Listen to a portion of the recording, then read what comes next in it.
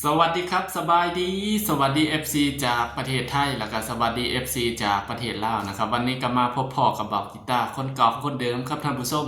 วันนี้บอกกีตาร์ก็มีเรื่องราวคอมเมนต์จากชาวลาวนะครับคอมเมนต์เข้ามาในช่องของบอกกีตาร์นะก็มีเหตุผลพอสมควรนะท่านผู้ชมเพิ่นคอมเมนต์มาบอกว่าคนลาวเฮ็ดพิษอันใหญ่หลวงนะท่านผู้ชมเดี๋ยวนี้ประเทศลาวจะกลายเป็นประเทศเวียดนามและประเทศจีนไปแล้วเนาะในอนาคตเพิ่นบอกนะบ่แม่นอนาคตแล้วนะตอนนี้กะคนจีนเต็มประเทศลาวคนเวียดนามเต็มประเทศลาวแล้วนะบ่าวกีตาร์ก็สิมาตอบคอมเมนต์นี่เนาะเพิ่นบอกว่าแม่นถ้าในอนาคตคนลาวเนาะยังบ่ฮู้ซึกฮู้สาอีหยัง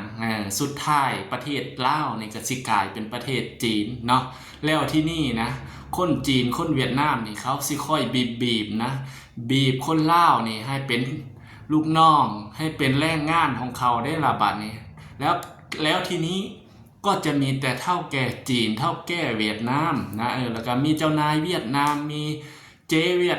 ดนามเจ๊จีนอะไรทั้งนั้นคนลาวจะกลายเป็นคนที่ว่าเป็นแรงงานของเขาเนาะเหตุการณ์ที่ว่าปล่อยให้คนจีนเข้ามาอยู่ในประเทศลาวเนาะบางทีก็สัมปทานให้คนจีน99ปีเข้ามาค้นคว้าทรัพยากรใต้ดินป่าไม้ในประเทศลาวนะพอคนลาวประชาชนลาวเนี่ยไปตัดป่า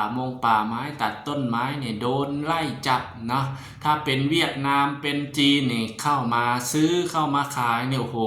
เนาะขนไม้ออกไปเป็นลำรถเนาะ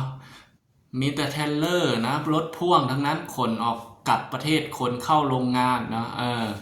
แต่ถ้าประชาชนตาดำๆเนี่ยเข้าไปตัดไม้โดนจับโดนปรับนี่แหละ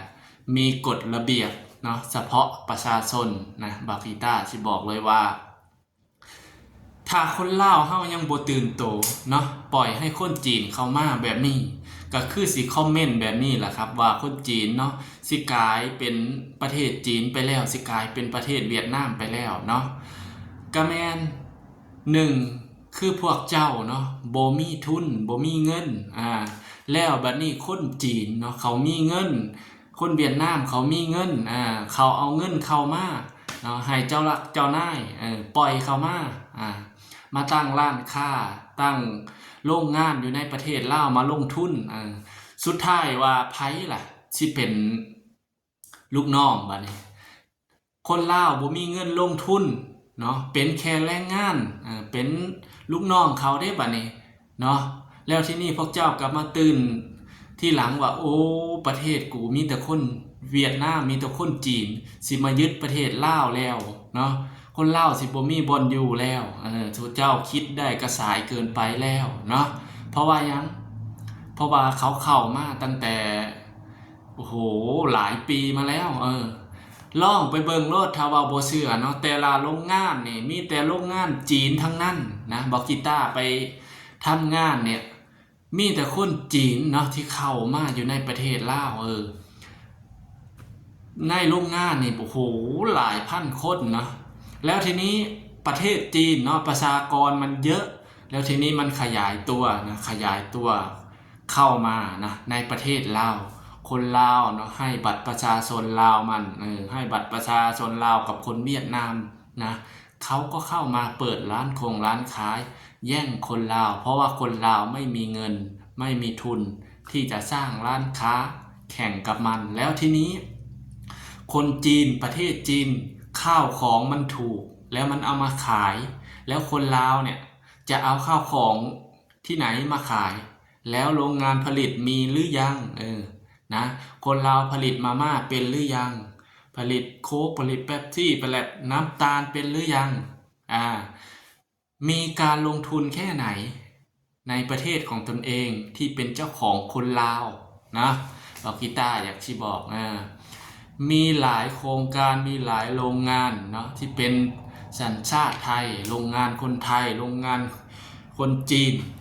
โรงงานเวียดนามสังเกตง่ายๆคือตลาดนะ ไปตลาดนี่บาวกีต้าบอกเลยว่าแทบจะไม่มีร้านค้าของคนลาวนะบาวกีต้าบอกเลยร้านค้าใหญ่ๆร้านค้าขายของชำร้านค้าขายส่งเนี่ยมีแต่ของคนจีนมีแต่ของคนเวียดนามคนลาวทำอะไรคนลาวเป็นลูกน้องเขาขายของให้เขานี่แหละครับคนลาวถ้าว่าเป็นร้านค้าของคนลาวก็คือจะตั้งเป็นไอเตียงไม้ไผ่นะท่านผู้ชมแล้วก็เอาผ้ามาปูวางขายหน่อมงหน่อไม้ผักปลาล้าแม้แต่ปลาล้ายังนำเข้ามาจากไทยเนาะส่วนหนึ่งก็ขายขายปลาไปถ้าว่าเป็นสินค้าเสื้อผ้าอะไรต่างๆเป็นคนเวียดนามเป็นเจ้าของร้านเป็นคนจีนเป็นเจ้าของร้านนะเต็มตลาดนะท่านผู้ชมพวกเจ้าสังเกตเบิ่งเลยว่าคนลาวถ้าเป็นการขายข้าวของเนี่ยจะเห็นแต่ขายหน่อไม้ขายอาหารการกินแบบนี้จะไม่มีร้านใหญ่ๆในตลาดนะถ้าร้านใหญ่ๆในตลาดจะเป็นของคนจีนคนเวียดนามนำเข้าสินค้ามาจากประเทศจีนนำเข้าสินค้ามาจากประเทศเวียดนามแล้วก็มาขายให้คนลาวนะแล้วทีนี้คนลาวบอกว่าสินค้าจีนมันไม่ดีชอบใช้แต่ของไทยเพราะว่าอะไรมันเอาของที่ว่าคนลาวจะต้องได้มาขายเนาะถ้าว่ามันเอามาแพงเกรดดีคนลาวก็สิบ่มีเงินซื้อเด้ล่ะบัดนี้เนาะแล้วที่นี่ถ้าจะได้ของดีๆคนลาวก็จำเป็นเนาะต้องสั่งของไทยจากประเทศไทย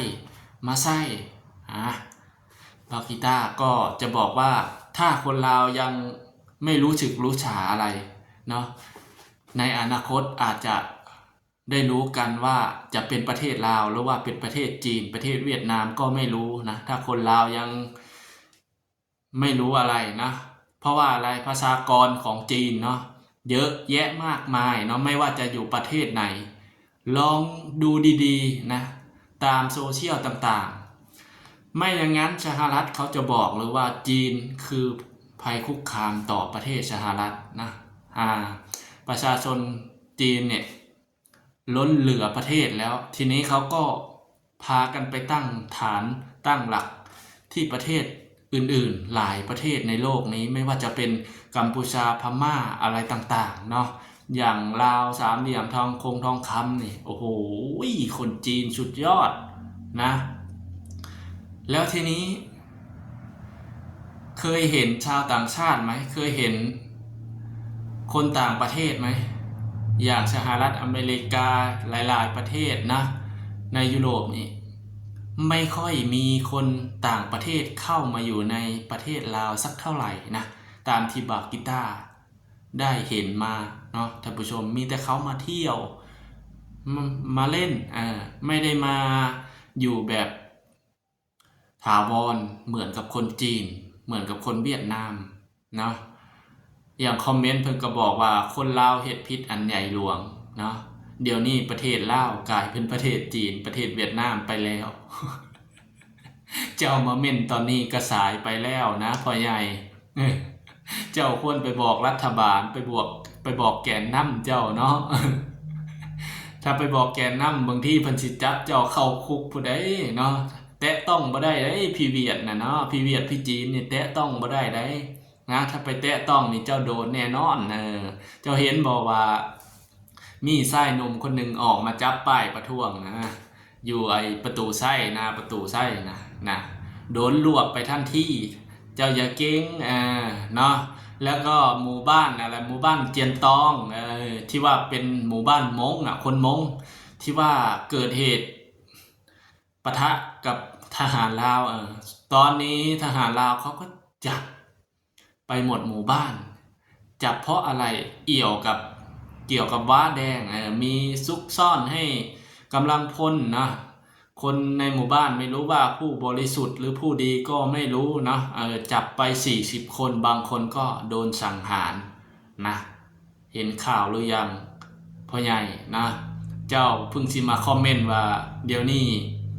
ประเทศลาวมีแต่คนจีนโอ้ยเจ้าหากะสิฮู้บ่เข้ามาตั้งแต่ปีได้แล้วตั้งแต่ให้เขาสัมปทาน99ปีแล้วเนาะเจ้าคิดเบิ่งว่าลูกหลานเจ้าสิอยู่จังใดคนลาวคิดบ่ว่าพวกเจ้าสิอยู่จังใดลูกหลานเนาะอย่างจีนนี่โครงการนี่มันมาถึงหมู่บ้านหรือมันถูกไล่หน้าของซุมเจ้าเนาะทางรัฐบาลนี่เขาก็เว้นเงินให้เจ้าเลยพวกเจ้าได้เงินพวกเจ้าก็ย้ายไปอยู่ที่อื่นไปซื้อดินที่อื่นนะบ้านที่เจ้าอยู่บรรพบุรุษที่เจ้าอยู่สร้างมาตั้งแต่ดึกดำบรรพ์พวกเจ้าได้ย้ายหนีเนาะถ้าบ่ย้ายหนีพวกเจ้าก็โดนไล่ที่เนาะนี่แหละเขาเอาเงินฟาดหัวคนลาวก็โอ้โหผู้ใดก็รวยเนาะตามที่บ่าวกีตาร์ไปเห็นเนาะมีหมู่บ้านหนึ่งนะท่านผู้ชมมีโครงการจีนเนาะเอาโรงงานจีนมันมาลงทุนเนอะแล้วที่นี่มันมาสร้างโรงงานเนาะสร้างโรงงานแล้วที่นี่มันเป็นหมู่บ้านใหญ่เนาะท่านผู้ชมแล้วที่นี่ทางในบ้านทางรัฐบาลทางเจ้าหน้าที่เพิ่นก็มาจ่ายให้แต่ละครอบครัวเพิ่นก็พากันรวยกันท่านผู้ชมเนาะเพิ่นก็พากันรวยกันเนาะได้เงินจากขายที่จีนมาลงทุนก็โหยพากันไปซื้อรถวีโก้รถกระบะโอ้โหท่านผู้ชมนะเพิ่นยังบ่รู้ตัวว่านะที่พ่อแม่ให้มาที่บรรพบุรุษนะญาติชิงมากว่าจะได้สุดท้ายกลายเป็นของคนจีนของคนเวียดนามนี่แหละครับบ่าวกีตาร์สิบอกนะสักวันหนึ่งคนลาวจะไม่มีแผ่นดินอยู่นะบ่าวกีตาร์บอกเลยว่าคนลาวจะกลายเป็นลูกน้องคนจีนเป็นขี้ข้าคนจีนนะบ่าวกีตาร์บอกเลยว่าถ้าพวกเจ้ายังเฮ็ดแบบนี้เนาะพวกเจ้าสังเกตเบิ่งเลยในประเทศลาวนี่ร้านค้านี่ไปหมู่บ้านไหนเนี่ยมีแต่เวียดนามเนาะมันมาเปิดร้านค้าขายของชำนี่มันขายดีขายคนลาวแทนที่จะเปิดร้านค้าแล้วทำไมเป็นอย่างคนลาวคือบ่ซื้อร้านค้าคือกันคนลาวนี่หวังรวยเนาะเปิดร้านค้าแล้วเพิ่นหวังรวยขายของแพงเนาะท่านผู้ชมคนเวียดนามนี่มันฮู้ว่ามันเอามาจากโรงงานมันคนจีนมันเอามาจากประเทศมันแล้วมันมาขายถูกคนลาวเขาไปรับมาจากโรงงานรับมาถูกคือกันแต่เพิ่นมาขายแพงแล้วที่นี่คนลาวมันก็เลือกไปซื้อร้านค้าเวียดนามร้านค้าจีนที่ของมันแพงเสื้อผ้าก็3-4 ตัวก็100 บาทท่านผู้ชมนี่แหละบ่าวกีตาร์บอกเลยว่าเตรียมรับชะตากรรมเนาะสักวันหนึ่งในอนาคตนะหรือว่าตอนนี้ก็บ่ฮู้เนาะพวกเจ้ายังบ่ฮู้ภัยคุกคามที่แท้จริงว่าเป็นใครนะอย่าหมงว่างมาแต่อย่าหวังอย่าเกลียดมาแต่ประเทศไทยเกลียดมาแต่คนไทยหลายนะคนไทยเขาบ่เคยไปยุ่งเกี่ยวอีหยังกับคนลาวเขามีแต่ช่วยเหลือเนาะ